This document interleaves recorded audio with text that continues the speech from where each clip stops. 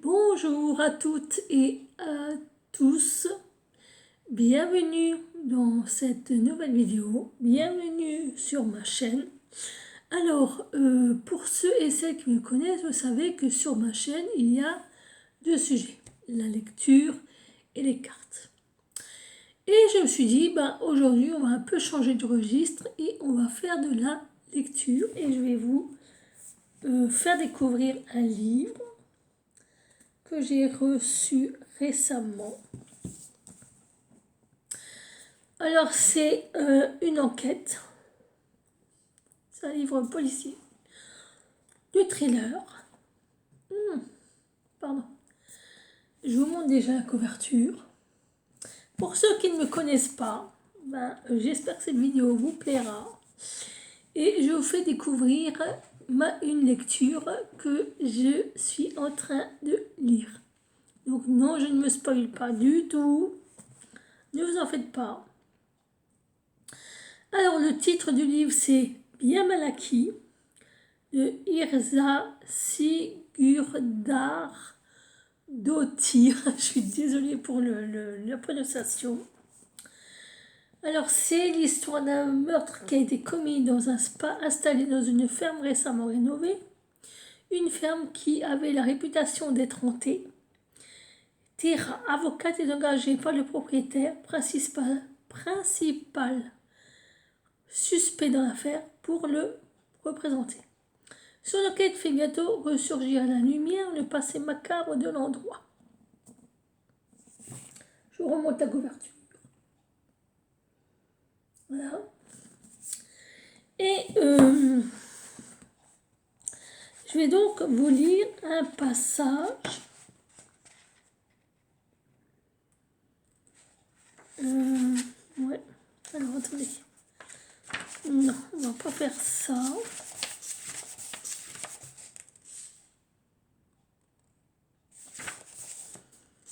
On va prendre...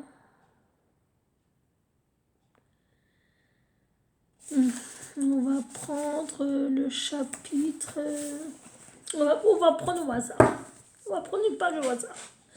Alors, voyons voir. Attendez. Voilà. Donc, j'ai pris la page du chapitre 19. Alors, je vais quand même commencer par le début, parce que si je commence comme ça, ou alors... Ouais, allez, on va commencer comme ça. Alors, chapitre 19. Il y avait quelque chose que je ne comprends pas. Pardon, je recommence. J'ai mal goupillé mon truc. Il y a quelque chose que je ne comprends pas. Avant de poursuivre, elle jeta un coup d'œil à Jonas, assis tout pâle à côté d'elle. Pourquoi voulez-vous parler à mon client? Il n'est pas le propriétaire de l'écurie et je ne vois pas comment, à ce stade de l'enquête, vous pourriez avoir des éléments qui indiqueraient qu'il soit impliqué dans cette nouvelle affaire. Elle fixa, alors là, le nom, Thorolfur, bien en face. Je me trompe? C'est pourtant évident, dit-il avec hauteur.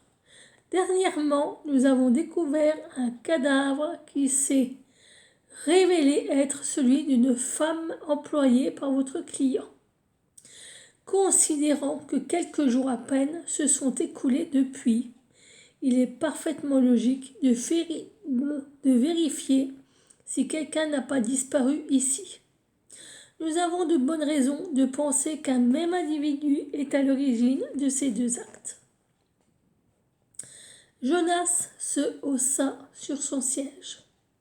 Je vous prierai de bien vouloir m'appeler par mon nom. Je n'aime pas qu'on me traite de client. Thora soupira intérieurement, mais regarda Jonas en opinant de la tête. Elle se tourna de nouveau vers, on va l'appeler Thorolfur. Donc vous êtes là uniquement pour demander à Jonas si le mort est un client ou un employé de l'hôtel, et non parce que vous le croyez mêlé à l'affaire? Thorolfur croisa les mains. Je n'ai pas dit ça. Nous n'en sommes qu'aux prémices de l'enquête. À ce stade, nous cherchons uniquement à identifier le mort.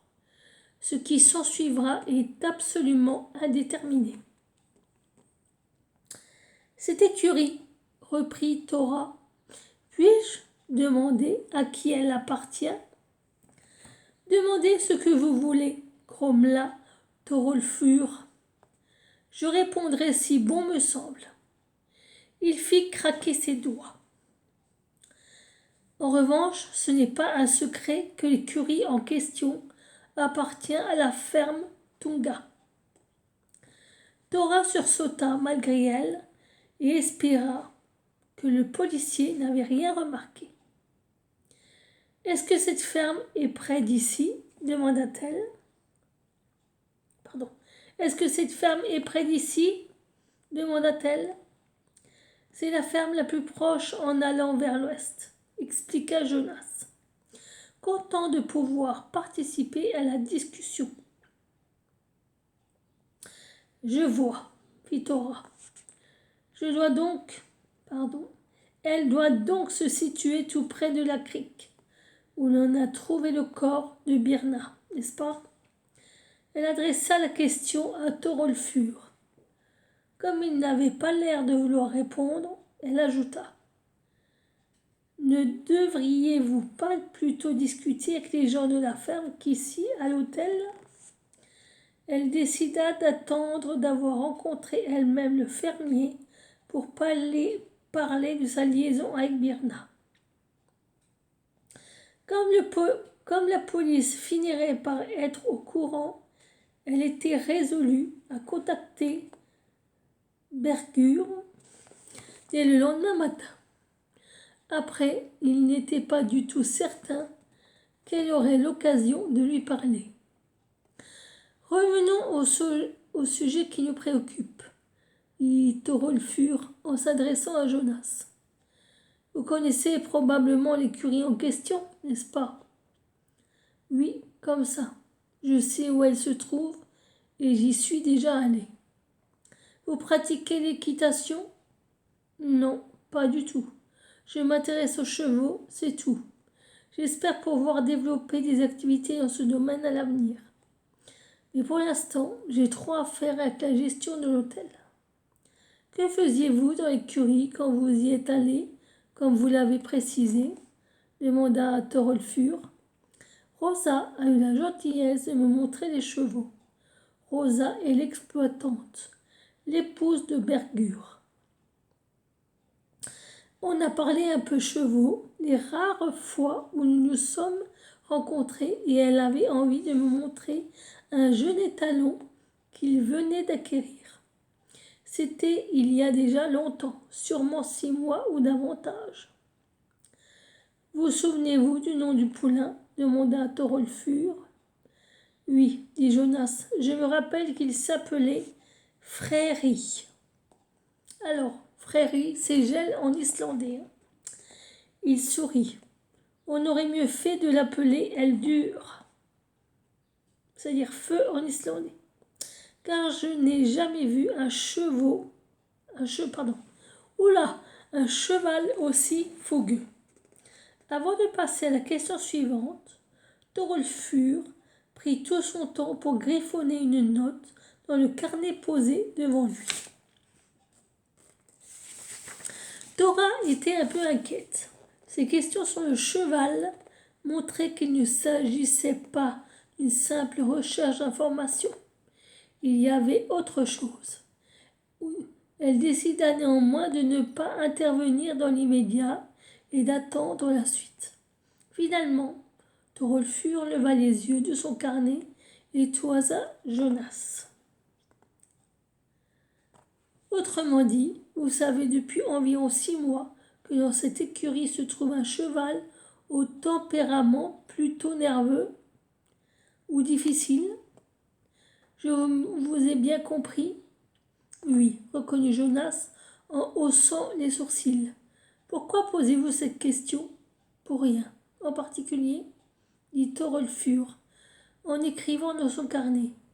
Et les renards? Est-ce que vous pouvez me parler des renards dans la région? Jonas considéra Thora avec étonnement. Dois-je répondre? Demanda-t-il d'une voix perplexe. Elle opina du chef. Elle brûlait de savoir où le policier voulait en venir. Jonas se tourna vers Thorolfur. Je ne comprends pas la question. Vous voulez savoir quelque chose sur les renards en général, ou si j'ai des renards?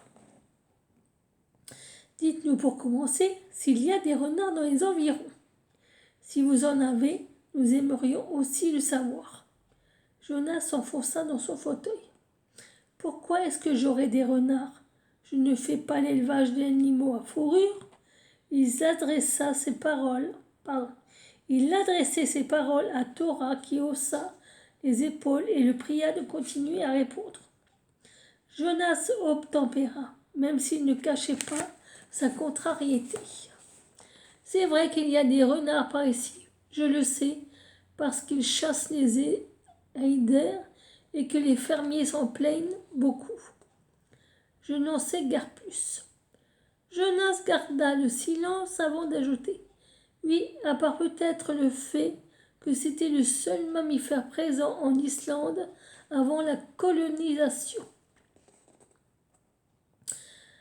Thorolfur esquissa un sourire. Je ne vous demandais pas de nous faire un exposé de sciences naturelles. Il desserra ses mains et passa l'une d'elles dans ses cheveux. Dites-moi autre chose. Est-ce que les lettres RER ont un sens pour vous? Jonas secoua la tête. Non, je ne vois pas. Il s'adressa à Thora. Qu'est-ce que ça veut dire? Aucune idée, répondit-elle en regardant Thorolfur. Qu'est-ce que ça veut dire? Aucune importance, dit-il, sans en dévoiler davantage. Est-ce que vous avez un atelier de couture à l'hôtel? Demanda-t-il ensuite. Non, répondit Jonas. Vous avez un problème avec un bouton ou bien une couture à refaire? Demanda-t-il innocemment. Thorolfur ne répondit pas, mais il continua à poser des questions. Proposez-vous des traitements d'acupuncture? Pas personnellement, mais nous avons déjà envisagé de faire venir un spécialiste pour des interventions ciblées sur des périodes bien précises, expliqua Jonas, étonné. Cette technique ancienne donne des résultats incroyables contre de nombreux maux. J'ai entendu parler d'un homme qui avait fumé un paquet de camels sans filtre par jour pendant 30 ans. Il ne parvint pas à développer davantage. Vous ne vous en rendez peut-être pas compte, mais nous ne sommes pas ici pour bavarder, interrompit Thorolfur. Je pose des questions et vous répondez, de préférence par oui ou par non, selon le cas. Il se frotta une épaule pendant qu'il parlait et Thora pria le Seigneur que Jonas ne lui propose pas un massage aux pierres chaudes. La question est la suivante. Avez-vous ici un atelier de couture ou proposez-vous des séances d'acupuncture ou un quelconque service qui nécessiterait l'usage d'épingles ou d'aiguilles? Jonas réfléchit. Oui, dit-il, respectant les consignes de Thorolfur, puis il se tut. Thorolfur soupira. Oui, quoi? Quel est ce service? Thora fit signe à Jonas de répondre. Dans chaque chambre, il y a un nécessaire de couture de la taille d'une boîte d'allumettes. C'est pour les clients qui pourraient avoir besoin de faire une petite réparation à leurs vêtements. Il y a du fil de plusieurs couleurs, une aiguille, 2 ou 3 boutons et une épingle de nourrice, si je me souviens bien. Rien de plus. Pas d'épingle à tête? Demanda Thorolfur. Non, dit Jonas en secouant la tête. J'en suis pratiquement sûr. Je voudrais avoir un de ces nécessaires avant de partir, exigea Torolfur. Je voudrais voir aussi où vous gardez le stock. Il fit une courte pause dans son discours et scruta Jonas. Encore une chose. Quelqu'un est entré par effraction dans la chambre de Birma. Hein fit Jonas. Je n'en savais rien. D'où tenez-vous cette information? Ça ne vous regarde pas. Ce qui vous concerne, c'est la question suivante. Savez-vous qui est l'auteur de l'effraction et quand elle a eu lieu? Répliqua Torolfur, qui ne l'avait pas lâché du regard. Je ne sais pas. Je n'y suis pas allé depuis que vous avez fermé la chambre à clé, vendredi soir, et interdit l'accès à quiconque. Je peux vous jurer que ce n'est pas moi. Jonas parlait vite. Je n'ai rien à y faire. C'est vous qui le dites, rétorqua Torolfur, dont le regard quitta Jonas pour se poser sur son carnet. Quelqu'un avait une bonne raison d'y aller. Ça, c'est sûr. Si ce n'est pas vous, qui alors? Il revint à Jonas. Eh bien, je ne sais pas. L'assassin ou quelqu'un d'autre, grommela Jonas. Est-ce que c'est fini maintenant? Intervint Thora. Vous avez dit encore une chose et Jonas a répondu. Pouvons-nous partir? Torolfur fit un signe de la main. Je vous en prie.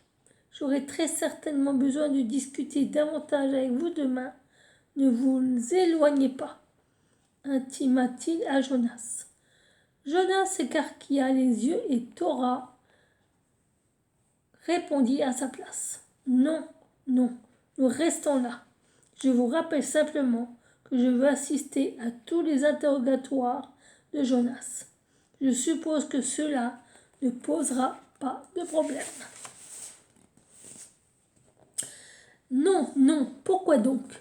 Thora et Jonas sortirent du bureau mis à la disposition de la police. Parler du bureau était un bien grand mot. Les produits d'entretien étaient rangés là, mais il y avait aussi un bureau qui n'avait pas trouvé de place ailleurs. On avait installé des chaises d'une manière aussi pratique que le petit espace le permettait. Le résultat était très peu conventionnel. À peine entrée, Thora avait été frappée par le caractère plutôt rassurant du local. Elle s'était demandé si cela ne desservirait pas la police d'y mener ses interrogatoires préliminaires. Il ne lui fallut que quelques instants pour comprendre que l'insupportable odeur des détergents compensait largement l'allure innocente de la pièce. Elle était infiniment soulagée d'en sortir, et perplexe. Des renards, des épingles à tête, RER. Jonas buvait du cognac plus que de raison. Il avait invité Thora et Matthew dans son appartement lorsqu'elle avait dit, après l'interrogatoire, qu'elle voulait discuter avec lui. Le logis, plutôt petit mais chaleureux, était intégré dans le bâtiment de l'hôtel. Thora était confortablement assise dans un canapé en cuir à côté de Matthew, un verre d'eau à la main. De là, la vue vers l'ouest et le glacier était extraordinaire. Jonas était assis dans un fauteuil à côté d'eux. Il croit que j'ai tué Birna et c'est inconnu, dit-il en avalant une gorgée de cognac. Vous êtes sûr que vous n'en voulez pas? C'est fou ce que ça calme. En savez-vous davantage que ce que vous avez dit à la police? Interrogea Thora. En ce qui concerne les renards et les épingles, par exemple, et les lettres? Pas l'ombre d'une idée, je vous le jure. Je ne sais rien sur cet homme et encore moins sur les renards, les aiguilles et les lettres. J'étais sur le point de craquer. Je croyais que c'était un genre de piège. Non, ça m'étonnerait, mais c'est effectivement très bizarre. Thora attendit pendant que Jonas terminait son verre et attrapait la bouteille pour se resservir. Dites-moi une chose, Jonas. Saviez-vous que Birna avait une liaison avec un fermier du voisinage, un homme marié? Jonas rougit. Oui, je m'en doutais, répondit-il avec une mine étrange. Et vous avez naturellement compris que le fermier en question est le propriétaire de l'écurie dont la police a parlé tout à l'heure? Oui, mais je n'ai rien voulu dire. Pourquoi? Parce que, rétorqua Jonas, qui but une nouvelle rasade. Ce ne serait pas parce que vous aviez vous-même une liaison avec elle et que vous ne vouliez pas risquer d'être mêlé encore plus à l'affaire? Demanda Thora. Peut-être, répondit-il avec la voix boudeuse d'un enfant. Pourquoi ne m'avez-vous pas dit que vous aviez été ensemble? Bon, je vous fais encore... allez, encore 2 pages. Et après, stop. Je n'étais qu'une passade. Quoi qu'il en soit, je n'avais aucune raison de lui faire du mal. Vous avez rompu en bons termes? Thora regarda du coin de l'œil Matthew, qui bâillait discrètement. Elle menait le dialogue en islandais pour que les réactions de Jonas soient les plus naturelles possibles. Matthew était là comme un cheveu sur la soupe. Il regardait le glacier.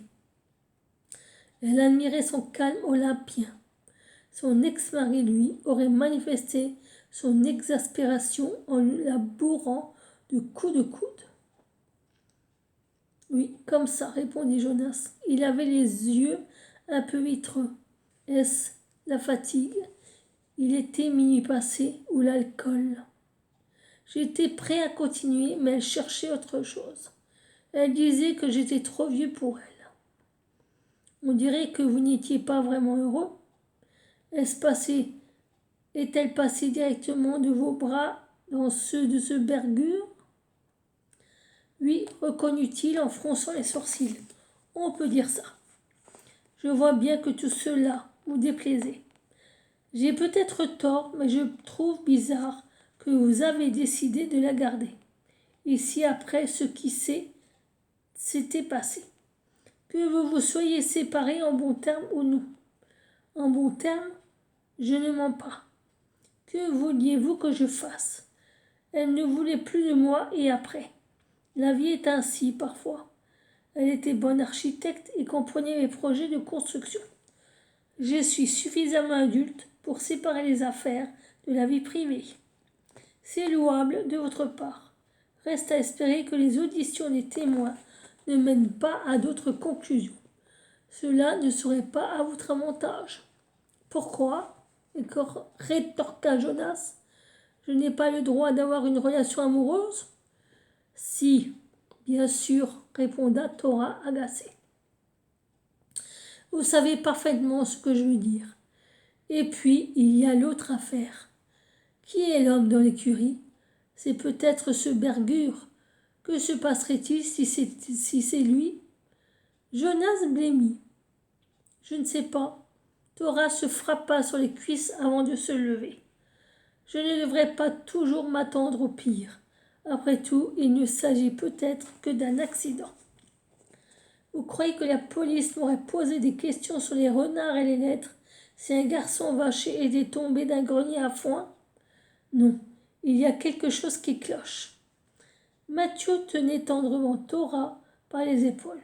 Ils étaient revenus sur la plage et contemplaient les vaguelettes. Elle l'avait prié de l'accompagner pour prendre l'air avant de dormir, car l'odeur de désinfectant qui imprégnait toujours son nez finirait par lui donner mal à la tête si elle ne réagissait pas. Elle ferma lentement les yeux. Elle s'apprêtait à dire quelque chose de gentil, lorsque son portable sonna. C'est à se demander si le bâtiment de l'hôtel n'est pas le seul endroit du coin où le réseau ne passe pas, lança Mathieu en soupirant. Thora s'empressa de répondre. Ah bon, on arrive à la dernière page du chapitre. C'est des petits chapitres. Bonsoir, Thora. Excusez-moi d'appeler si tard, dit une voix féminine. C'est Disa, votre voisine. Oui, bonsoir, fit Thora, étonnée. Est-ce qu'il y avait le feu chez elle? J'ai déjà essayé de vous joindre, mais votre téléphone était sans doute éteint, expliqua Disa, sur un ton de reproche. Non, je suis dans l'ouest, à Snæfellsnes. Le réseau ici est très capricieux. Je suis désolée pour la prononciation, expliqua Thora, qui attendait que la femme en vienne au fait. La ligne va et vient. Oui, je savais que vous étiez à la campagne. C'est pour cela que je vous appelle. J'ai vu quelqu'un partir dans votre 4x4 avec la caravane vers 11 heures. Est-ce que vous les avez prêtés? Non, répondit Thora troublée. Écoutez, Lisa, merci. Je vais vérifier si quelqu'un me les a empruntés. Autrement, je téléphonerai à la police. Merci encore. En raccrochant, elle constata que 6 textos attendaient d'être lus. Elle ouvrit le plus récent. Appelle-moi tout de suite. Il fit à filer et a pris Soleil avec lui. Thora poussa un long et profond soupir. Elle regarda Matthew et dit d'une voix durement éprouvée: Ne fais jamais d'enfant. Contente-toi de cette petite africaine. Donc voilà, c'était un chapitre du livre Bien mal acquis de Isra Sigurdardóttir. Je suis vraiment désolée. Apparemment, c'est un roman policier islandais, puisqu'ils disent traduit de l'islandais par Catherine Merci. Donc, je vous montre la 4e de couverture. Voilà. Alors, j'espère que cette petite lecture vous a plu, que ça vous a mis un petit peu dans l'ambiance. Et puis, si vous voulez vous le procurer, libre à vous. Personne ne vous oblige à rien. Rien ne vous est obligé. Mais voilà. Je reviendrai dans une prochaine vidéo pour vous refaire de nouveau un petit point lecture, enfin point de mes lectures. Et je vous présenterai ma palle. Voilà. Sur ce, je vais vous laisser. Je vous fais d'énormes bisous et je vous dis à une prochaine vidéo livresque. Ciao, ciao.